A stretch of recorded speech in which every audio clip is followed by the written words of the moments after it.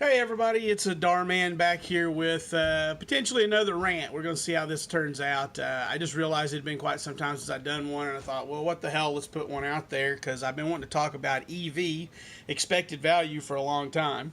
And so today is going to be the day I take a little shot at that, and we see where we go if we don't get in the weeds too bad. EV, expected value, Magic players seem to put a lot of stock in it, or at least writers on all these websites want you to believe that it's a thing that you need to consider when you're buying your Magic cards, and I'm here to tell you that they're full of shit, that is a bunch of bullhickey. So, well, not entirely, but the EV they try to put in it, that is a bunch of bull hockey. There's no place else in the world where you try to get EV out of your entertainment that doesn't include entertainment as part of that EV. So if you're a sports fan and you're out a golfer and you buy a new putter, you don't expect, if you spend whatever those damn things cost, $100, $200, $1,000, I don't know what a putter costs, I don't play golf, but if you buy one for $100, you don't expect to be able to sell it for $100, do you? Maybe you do. I'm not a golfer, like I said. How about if you're a big softball fan and you go out and you buy a new bat for $100? Do you expect to get $100 out of it after you're done with it? When it's been used? Hell no, you don't expect that. Or a new glove or whatever. You're not expecting that on your other hobbies. You buy a new bass boat and you fish with it for 10 years. You don't expect to sell it for the brand new fucking price that you paid for it when it was brand new. No, you expect you got some entertainment value out of it in between. So all these EV discussions that I see, people like the professor and I'm just pointing him out. He's not the biggest culprit, but he's a good one. All these people pointing out about EV, it just ticks me off is the main thing. So I just want to talk about that a little bit today. When you are playing Magic, your sealed products that you buy, a box, a booster pack, all those things do have an EV. They have an expected value, but only you can put a value on that. So just like if you go to an event, say a GP, if you want to get out of your skin a little bit, you've never been to a GP, by all means go, or one of those Star City Opens or a big event somewhere, a convention or something that has a tournament going on, then go to it. Have a good time. Enjoy yourself. If you don't enjoy yourself, don't go back. Don't go to another one, There's no need to spend money to do that again. But if you had a good time, then remember you had a good time and figure that into your value. So it's no different when you buy a sealed product than when you go to an event. So let's say you buy a box of Magic, which is supposed to retail for about $145. Holy shit, $145. Nobody pays $145 for a box of Magic. No, but that's what it's supposed to retail for. If you bought it by the pack at $4 a pack, it's $144. So, a pack is $4. You can usually get boxes for $100 or less because there are people on the internet that'll sell them to you for pennies over what they paid for them because they're selling thousands of them and they don't mind. Me, here at the LGS, I got to make a little bit of money, so I got to sell them for some dollars over that in order to get ahead. But we're talking about $4 packs. Are you going to open most of your packs at $4 and get a $4 card out of it? No, hell no. That's never going to happen. It's a lottery ticket, but unlike a lottery ticket that you scratch off and throw the fuck away, you've got, boom, cards that you can play. Is it right for you to buy booster packs all the time? Well, probably not. I mean, drafting's a great way to get them. I'm a big proponent of, if your finances allow you, that you purchase a new pack, new box of each new set that comes out, just to keep you in some trade material, help you get a set of the commons in case you decide to play. This is if you're you play a lot of Magic. So, if you're a casual player, not just a competitive player. I guess if you're just a competitive player, you just go buy your decks or somebody sponsors you and you don't have to worry about the damn money anyway. But if you're a casual player and you can afford it, it's in your budget, then buying a box makes a lot of sense. It lets you get a lot of cards in one place, gives you some trade fodder, and you get the joy of opening the pack. There's some value in that.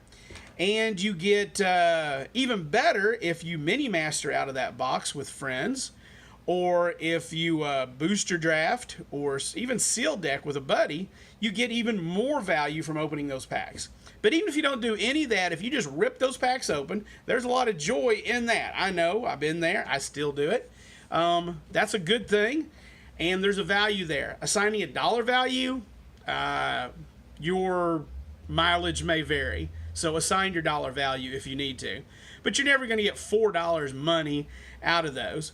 So when you see these videos about the EV of a new set and should you buy a box to open, yeah, if you're into finances and you're into trying to make money off of it, I guess watch those. But if you're a player, don't even watch them. It's really not worth your time.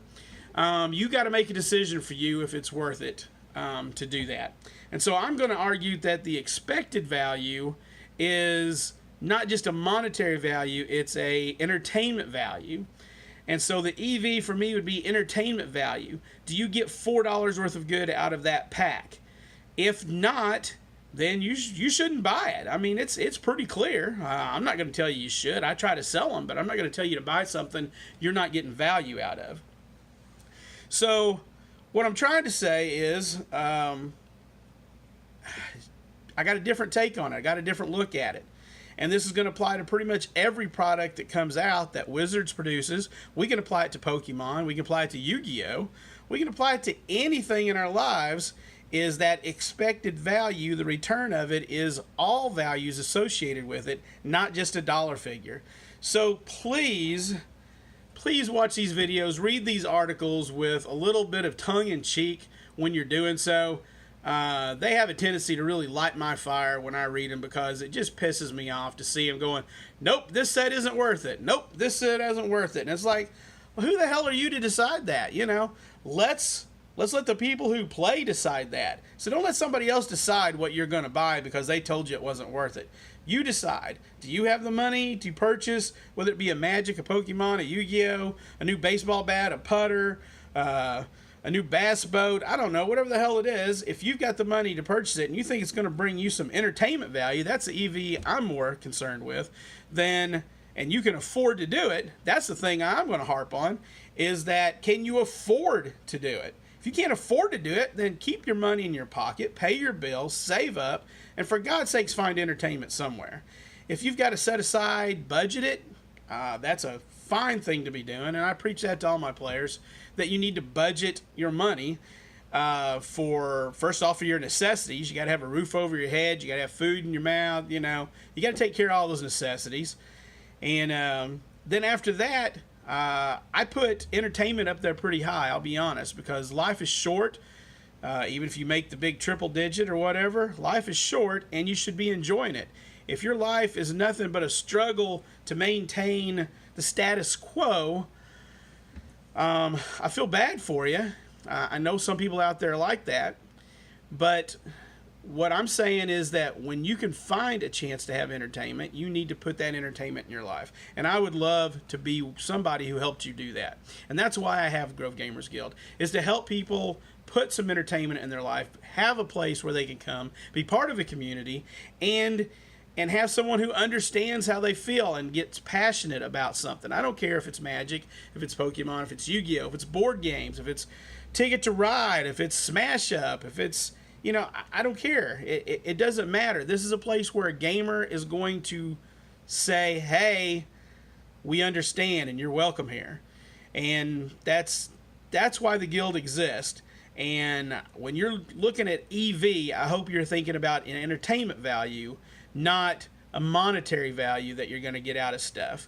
And if I can provide that for you, great. If I cannot, because you have other entertainment needs or wants, a lot of people are into video games, which I'm going to get into that in a separate video. Video games. Who goes out and buys? What's a video game cost? I don't do it. $60, $100. I don't know. You buy a video game, you play it a week, a month, whatever it lasts. Do you get that $60 back? Pretty sure you don't. You know, I mean, nobody can make money buying and selling at the same price, so you can't get that value back out of there. But you got some entertainment in between. If that's your bag, go for it. You know.